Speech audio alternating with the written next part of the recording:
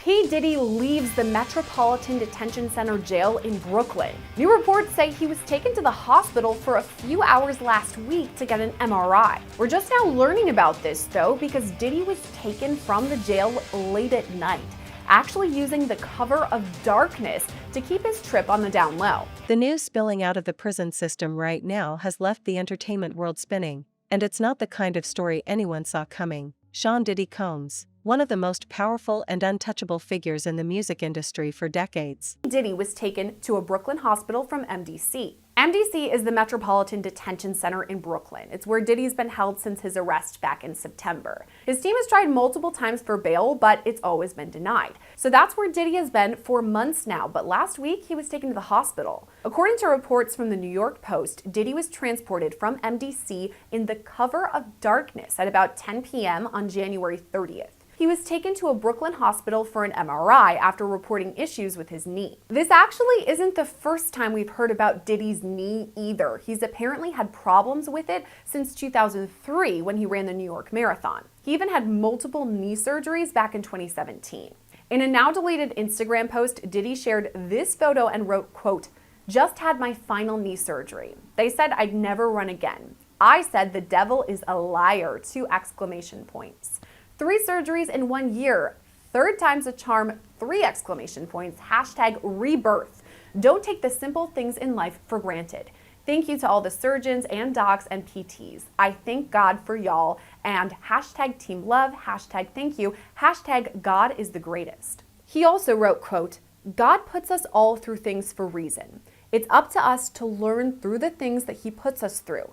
Sometimes you have to go through the pain to get to the joy. This journey has brought me closer to God, closer to my family, and most importantly, closer to myself, as this has been God's will." So apparently Diddy's knee has been bothering him recently, so he reported it. At some point, it was decided that he needed medical care outside of the jail, so he was taken to a Brooklyn hospital. He was only gone for a couple of hours and came straight back to MDC after his MRI was finished. Diddy's attorney Mark Agnifilo told TMZ, quote, "I cannot comment on anything related to prisoner movements. Also, I'm not commenting on anything related to possible medical issues." A statement from the Federal Bureau of Prisons was released too. It says, quote, "For privacy, safety, and security reasons, we do not comment on the conditions of confinement for anyone in our custody, to include medical status or medical trips." Now, after that monumental verdict in his criminal case several weeks ago, the circumstances have changed. And I will tell you what, we did an interview a few weeks back that kind of previewed why and how Combs could be released. It was a bail bondsman that is apparently working with Diddy's team behind the scenes. I'm going to get to that a little bit later, but what I want to talk about right now is this latest letter from the defense to the judge overseeing this case, Judge Arun Subramanian. Remember, this comes after a jury of Combs' peers found him not guilty of racketeering conspiracy, not guilty of 2 counts of sex trafficking, but they did convict him of 2 counts of transportation to engage in prostitution. He's set to be sentenced on October 3rd. Technically, he could face up to 10 years in prison on each charge. Highly unlikely. I think maybe you might be looking at somewhere to 2 to 5 years potentially, but he could also get time served and be released, although that also seems unlikely. I'll talk about that a little bit later too. But initially, after the verdict, right after the verdict, his defense team petitioned the court that he should be released. He was just acquitted of some very serious charges. The judge denied it. The judge denied Combs bail once again. And remember, this comes after he was rejected bail multiple times since he was arrested back in September of 2024, highlighting the severity of the charges, the violence, and so forth. But now, this is different. Now, what is the defense arguing?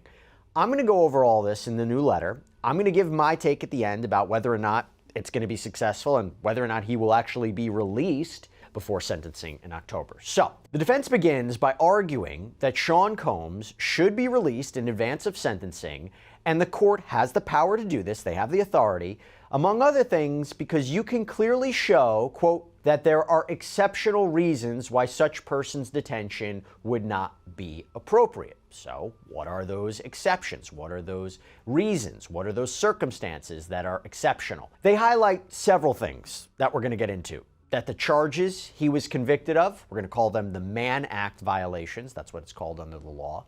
they're not as severe, they're not as egregious as other convictions in other cases, that the sheer fact that he's locked up at the MDC, the Metropolitan Detention Center, for the past 11 months, that in and of itself is a reason for him to be released. These are all is now living a reality that reads more like a nightmare. Reports are flooding in from multiple inside sources that Diddy was violently ambushed by a group of inmates in what prison officials are already calling a serious security incident.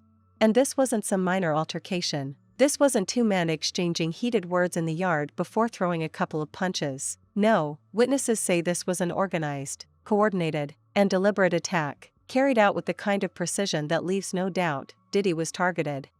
The attack reportedly took place late in the afternoon, just after Diddy had been moved into a new section of the facility. The reason for the move? According to internal memos, it was part of population integration, a standard process where inmates are rotated or shifted into different blocks to maintain order and balance. But for Diddy, this move put him in a place where his high-profile status, his notoriety, and the lingering controversies swirling around his name became a magnet for danger.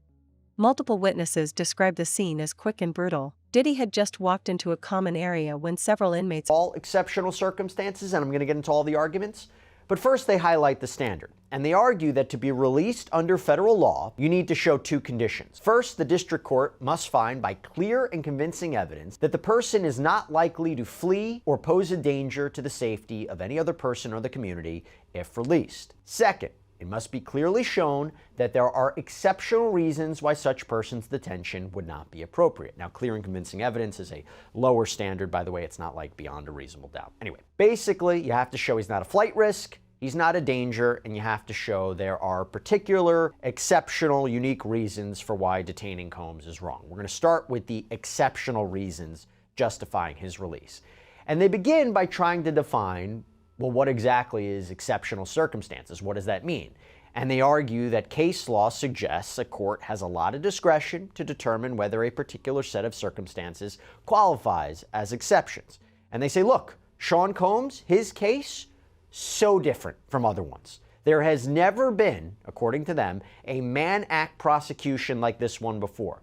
And this is how they lay it out. Quote, there has literally never been a case like this one, where a person and his girlfriend arrange for adult men to have consensual sexual relations with the adult long-term girlfriend as part of a demonstrated swingers lifestyle and has been prosecuted and incarcerated under the Mann Act. Combs and two of his longtime girlfriends had a private, intimate life that is not uncommon today. They're talking about Jane and Cassie Ventura. Quote, it may not have been common on June 25th, 1910, when the Mann Act, or as it was originally called, the White Slave Traffic Act, was passed, but attitudes about sex and morality have come a long way in the last 115 years. It is worth noting that when the Mann Act was passed to protect the morals and decency of America's women were not allowed to vote. As noted below, perhaps due to the troubling background of this statute, whose history is rich with both racism and misogyny, the Department of Justice has limited its application to those people profiting financially from the business of prostitution and not using it to prosecute consensual adults for their own lifestyles. By the way, we covered this on a previous sidebar. The defense made an argument months ago to have these charges thrown out, called it basically racially motivated, that it was strange that it was being used against a successful... Combs had threesomes too. When Jane and Combs watched pornography together, Jane testified that she contacted two different porn stars and invited them to join her and Mr. Combs. Both Miss Ventura and Jane testified that very often they would see the same men over and over again for years. In July of 2024, Jane testified, for instance, that she suggested to Mr. Combs that they call Paul. Jane explained that she told Combs she, quote, missed Paul. When asked why she said that, she responded, because I did. This was a lifestyle, one that both Miss Ventura and Jane chose, one they all, as grown adults, had a right to choose. Like many aspects of sex and intimacy, it was not without its complications, its bouts of jealousy, and at times, its frustrations. But that is a hallmark of any serious romantic relationship, and that is what these were, serious, long-term romantic relationships. By the way, not surprising they're really focusing on this because, again, he was acquitted of sex trafficking. They highlight how the jury didn't find sex trafficking of Jane. Approached. There was a brief exchange. No one seems to know exactly what was said, and then, without warning, Fists started flying. The sound of impact echoed off the cold, unforgiving concrete walls. By the time nearby guards reacted, the damage had been done. Diddy was on the ground, shielding himself as blows rained down from every direction. Some insiders claim a makeshift weapon was involved, possibly a sharpened piece of metal smuggled in from the workshop. Others insist it was pure fists and kicks, but with the level of coordination and ferocity, it hardly mattered. The end result was the same: severe injuries and a shaken prison administration scrambling to contain the fallout. The injuries, while not officially confirmed by prison spokespeople, are said to include deep cuts, multiple bruises, and at least one suspected fracture. The fact that these details leaked so quickly suggests that people inside the prison, both staff and inmates, want the world to know exactly how far Diddy has fallen from his throne. Now, the motive behind the attack is where things or Cassie, that it didn't occur. There was no force, fraud, or coercion that was used to induce these women to engage in commercial sex acts. For transportation to engage in prostitution, what he was convicted of, the prosecution didn't have to prove that violence was used or that fraud was used or threats were used. It was just, did you transport these women and men for the purposes of sex work, commercial sex acts? And obviously the jury convicted him of that. And they highlight all the jury found was that there was prostitution, payment of porn stars and escorts. And they highlight that he is a swinger, or under the Mann Act, a John. And they argue he doesn't deserve to be locked up for this. Quote, Sean Combs should not be in jail for this conduct. In fact, he may be the only person currently in a United States jail for being any sort of John, and certainly the only person in jail for hiring adult male escorts for him and his girlfriend when he did not even have sex with the escort himself. Over the last 75 years, the White Slave Traffic Act has been limited to defendants who cause interstate travel for financial gain through the business of prostitution. That Sean Combs remains in jail for being convicted of being a customer of consensual adult sex services makes this case truly exceptional.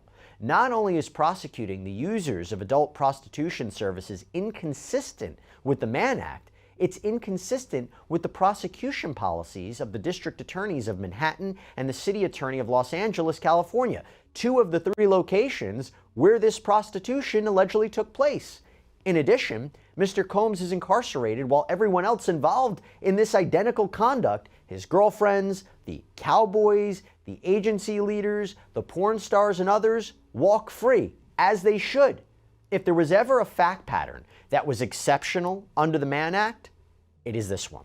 And then they move on to another argument, that the Department of Justice, the DOJ, has usually only charged Mann Act violations when there's financial gain. And they even cite a number of cases in the Southern District of New York, where Combs was prosecuted, that apparently involved defendants that set up a prostitution business for profit. Again, trying to distinguish between Combs' conduct and these cases. He never did any of this for profit, they argued. And they even cite the 1953 U.S. Attorney's Manual that says, quote, as a general rule, prosecution should not be instituted in the so-called non-commercial cases. And they claim the Department of Justice manual today, quote, makes clear that the prosecution of customers involved in an 18 U.S.C. 2421 offense, like Mr. Combs here, is now limited to prosecuting those who engage in commercial sex with victims of sex trafficking, in addition to those who otherwise perpetrate or facilitate human trafficking offenses. And in the absence of any sex trafficking charge, however, it is clear that the standalone Mann Act counts never would have been prosecuted. That seems true. I think you ask any legal expert, they will say if all the government had against Sean Combs was the transportation to engage in prostitution charges, just the prostitution charges, they probably wouldn't have gone after him. They coupled it with racketeering and they coupled it with sex trafficking. I agree with that. I don't think that they would have gone after him just for that. Get truly disturbing. In prison, fame is a dangerous currency. On the outside, celebrity status opens doors. On the inside, it paints a target on your back. Some inmates see high-profile prisoners as trophies. Taking one down boosts their own reputation and clout in the prison hierarchy. Others are motivated by resentment, by the belief that celebrities receive special treatment. And then there's the darker theory, whispered among those familiar with both prison politics and the music industry's shadowy side. This wasn't just about proving dominance behind bars. It was a message. A message from whom? That's where speculation runs wild. Could it be connected to rivalries Diddy left unresolved in the music world? Could it be tied to the ongoing legal battles that have exposed decades of behind-the-scenes drama, grudges, and accusations? Or could it be part of the internal prison power struggles, where alliances are made and broken overnight? Whatever the reason, the timing is telling. Diddy has been under intense legal and public scrutiny for months now. The walls have been closing in, and that indicates that needs immediate follow-up, the medical team there will follow up immediately.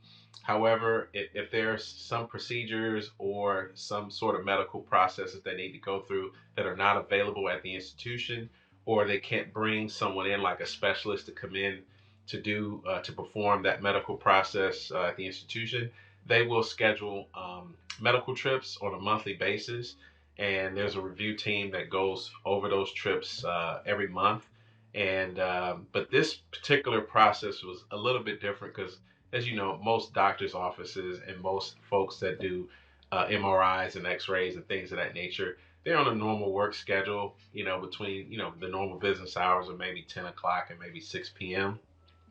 So in that case, this was a little bit different, getting him outside the facility in the late evening hours to do just, possibly a basic MRI.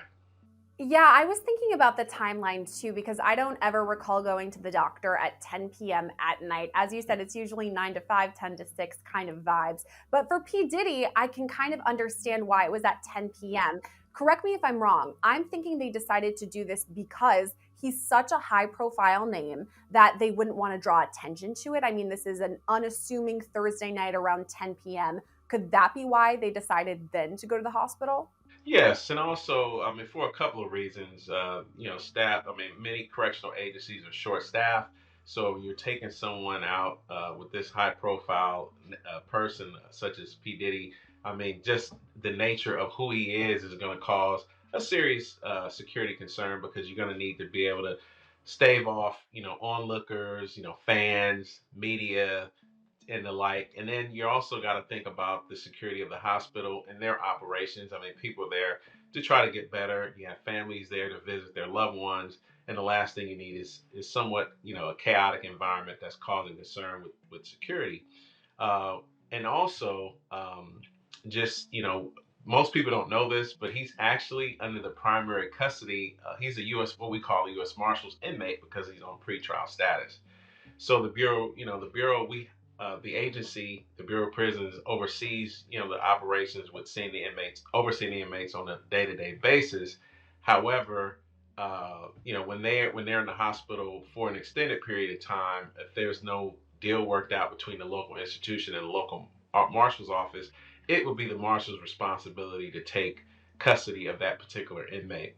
So, but back to your original question, yes, he is definitely taken out at that time, and I'm sure this arrangement was made weeks in advance to make sure that that technician or that clinician was going to be available to take a look at whatever issues that he may be experiencing right now, so that way, there's not a whole lot of onlookers, and then even with staff and other inmates, it gives them not an opportunity to make a call, to their family. Hey, I think, Diddy's going out to the hospital right now. If anybody wants to take a look at him, head out there. And then I think the other thing, Sierra, is since there are no cameras in the courthouse throughout this process, we've only been getting the sketch artist views of their perspective of what he looks like.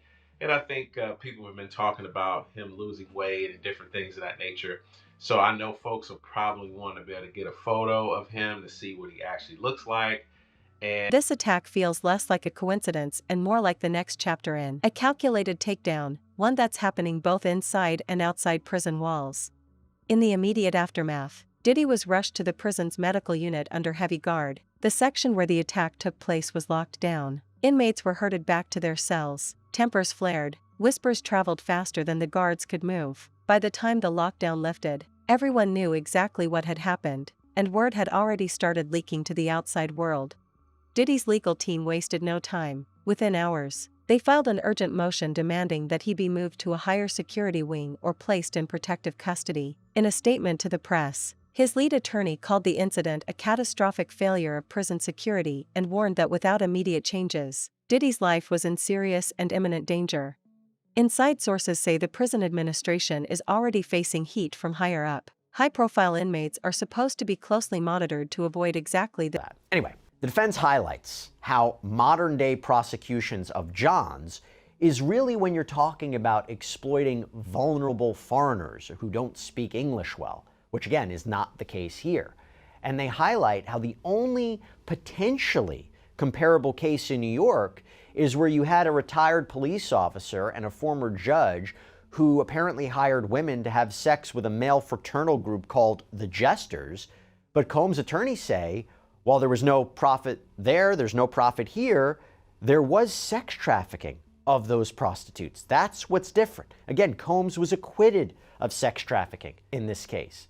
And here's the main point, quote, moreover, the cases which involve defendants similarly situated to Mr. Combs have been released on bond pending sentencing. In reviewing the cases across the country where the primary or sole conviction was for a violation of 18 U.S.C. 2421, the defendants who were not charged with running a prostitution business have been released pending sentencing. And then Combs' attorneys make another argument for why Combs' conditions are exceptional. And it's about him being locked up at the MDC. They say that a district court judge in the Southern District in another case basically said how bad the MDC is. As Judge Furman noted, the state of affairs at MDC is unacceptable. In so noting, Judge Furman concluded that the conditions in the MDC qualify as exceptional reasons under the statute justifying, and this was the defendant in this case, Chavez's continuing release. Judge Furman found that the conditions at the MDC are, quote, dreadful in many respects, but three warrant particular emphasis. 1. Continued reports of inordinate periods of lockdown. 2. Claims that the facility provides inadequate and or substantially delayed necessary medical care, a particular risk in this case. And 3. General issues about the conditions at the facility. These conditions have not abated in Mr. Combs' detention at the facility. As the court is aware, during Mr. Combs' incarceration at the MDC, the facility was subject to an interagency sweep that was designed to achieve our shared goal of maintaining a safe environment for both our employees and the incarcerated individuals housed at MDC Brooklyn. They're actually quoting what the rationale was. In other words, there is a significant issue at the MDC related to the safety of employees and incarcerated individuals that require outside law enforcement action from multiple agencies to address. Importantly, MDC, as a jail, has a significant law enforcement presence within its walls 24 hours per day that are equipped with investigatory and often unregulated authority. Thus, the requirement of outside law enforcement agencies to ensure safety within the MDC is an admission that serious violence, mayhem, and chaos is occurring within the MDC that requires more than this kind of incident. The fact that a coordinated attack could happen, and in such a visible location, raises serious questions about whether prison officials turned a blind eye, underestimated the threat, or simply lost control. The details are grim. Sources claim Diddy suffered multiple injuries, cuts, bruises, and possible fractures, though officials are staying tight-lipped on the exact extent. Some reports suggest that at least one inmate had smuggled in a makeshift weapon. Others say it was purely hand-to-hand. But the level of coordination among the attackers has led to speculation that this was planned well in advance. The motive? That's where things get even darker. In prison, fame can be a double-edged sword. On one hand, your name carries weight. On the other, it makes you a target. Some inmates might want to make a name for themselves by taking down someone high-profile. Others might have a personal grudge, fueled by stories from the outside world. And then there's the possibility, whispered among those who know how the system works, that the and if he does have issues with his legs, is he walking with a limp? Does he have does he have a cane or anything like that? So yeah, I think that will be the reason why that they would make this, take this measure, which I have never seen in my career. Someone taken out to the hospital at this time of night for something as basic as an MRI. Oh, that's interesting that this is the first time you've ever seen anything like this, because there have been high-profile inmates at MDC in the past, maybe not to the level of P. Diddy. You had a lot of answers in that one answer, so many different roads I could go down. And I agree with you 100%. People would want that photo. We would be talking about that photo today if for some reason we got it. So that's a super valid point. I wanted to go back to the very beginning though, because how does all of this start? Does P. Diddy go to one of the corrections officers and say, hey, my knee's really bothering me, I'm not feeling well? Would he go to an infirmary on site? What would the early process look like? So again, after that initial review of his current medical situation during his physical, and then there's follow up to that process if there's something found, immediately. But you have to understand, daily there are medical staff walking through the units, doing what we call sit call and asking inmates, are they okay? And then you have folks that are walking around passing out meds and different things of that nature. And then he can also reach out to the medical team by what we call an inmate to staff correspondence form, whether electronically or in writing. And he can say, hey, I've had chronic issues with my knee for several years. And I'm saying there's reports that after he ran the New York City Marathon in 2003, that he had some ongoing issues with one of his knees. So that's how that initial process would start.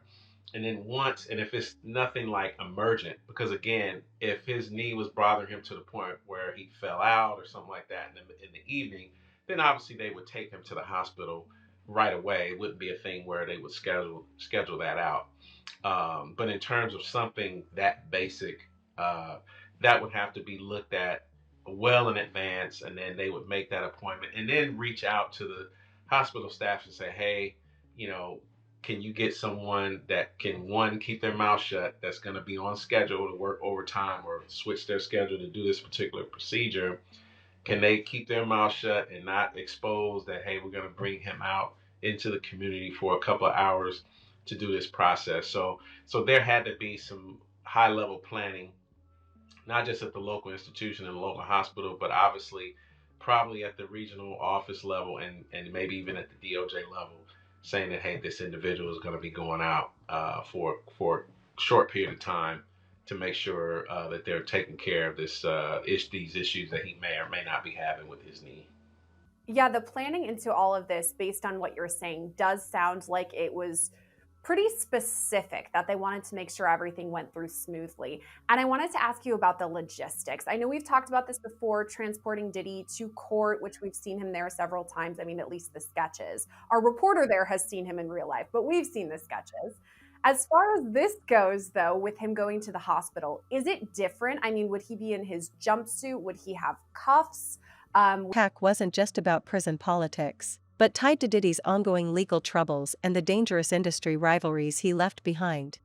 After the assault, Diddy was rushed to the prison's medical unit, where he was treated under tight security. Guards reportedly locked down the entire section, moving other inmates to different areas to prevent retaliation or further incidents. But the damage was already done, not just to Diddy physically, but to the perception of his safety. If someone with his resources, influence, and notoriety can be attacked like this inside a supposedly secure facility, what does that say about the system's ability to protect high-profile inmates? Meanwhile, the public reaction has split down the middle. On one side, loyal fans are expressing outrage, demanding answers, and flooding social media with hashtags calling for Diddy's safety. On the other, critics argue this is simply the reality of prison life, that behind bars, fame doesn't make you untouchable. In fact, it makes you a bigger target. Industry insiders are whispering too, and their theories are even darker. Some believe the attack was orchestrated not by inmates alone, but with influence from the outside. They suggest that in the world Diddy comes from, enemies don't just disappear when you're sentenced. Sometimes, they follow you into the most secure places. Fourth Amendment. The fact is, the BOP investigator is part of a law enforcement team that operates independently from the case team and is emphatically not a member of the prosecution team. But the defense cried foul. They said officials had taken photos of notepads that had the words legal written on them, meaning they were protected notes by attorney-client privilege. But there was some confusion about when the word legal was written on the notepad. In the end, the judge had the prosecution throw out 19 pages of material and said they couldn't use it as evidence to deny bail at an upcoming hearing. As I mentioned, Combs ended up being denied bail anyway. And as an interesting side note, the response from the defense was due on Friday, December 27th, but lead counsel Mark Agnifilo wrote to Judge Arun Subramanian saying that the MDC had told them all legal video teleconferences would be canceled between Christmas Eve and the day after Christmas. Agnifilo wanted to be able to speak with his client about the response, so asked for a small extension, which the judge granted. So the defense has continued to argue that Combs' rights were violated, and they want to have a hearing about it.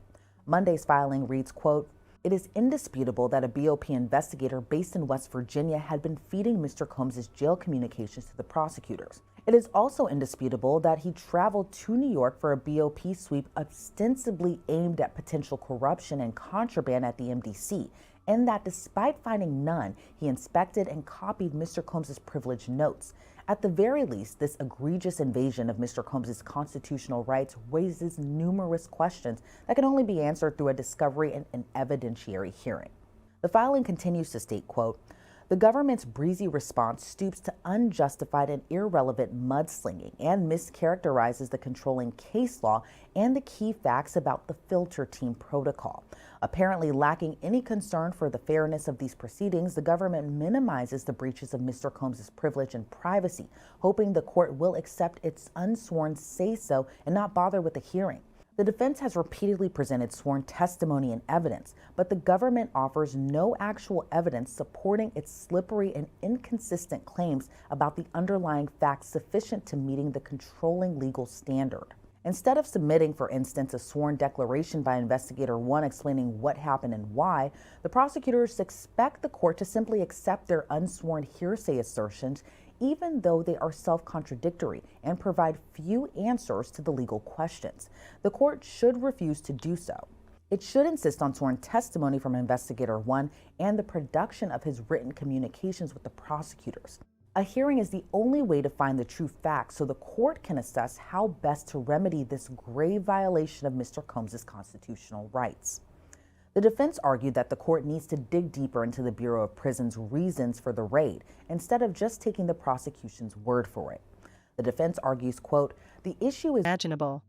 For Diddy himself, this is a devastating turning point. Not long ago, he was living in penthouses, traveling by private jet, commanding respect and attention wherever he went. Now, he's facing the cold, hard reality of prison, a place where reputation means nothing if you can't defend yourself physically, where alliances shift with the wind, and where every day brings a new potential threat. What happens next will depend on whether the court grants his legal team's request for heightened protection. But even if they do, this incident will hang over him for the rest of his sentence. If the attack was indeed a message, then Diddy will be forced to live with the knowledge that someone, somewhere, wants him broken, and possibly worse. And in prison, as every seasoned inmate knows, once you've been marked, you're never truly safe again. This isn't just another scandal. This isn't just another headline in a long list of controversies. This is survival. And for a man who once built his life on control over his image, his empire, his narrative, that control is gone. The power has shifted, and the next move isn't his to make.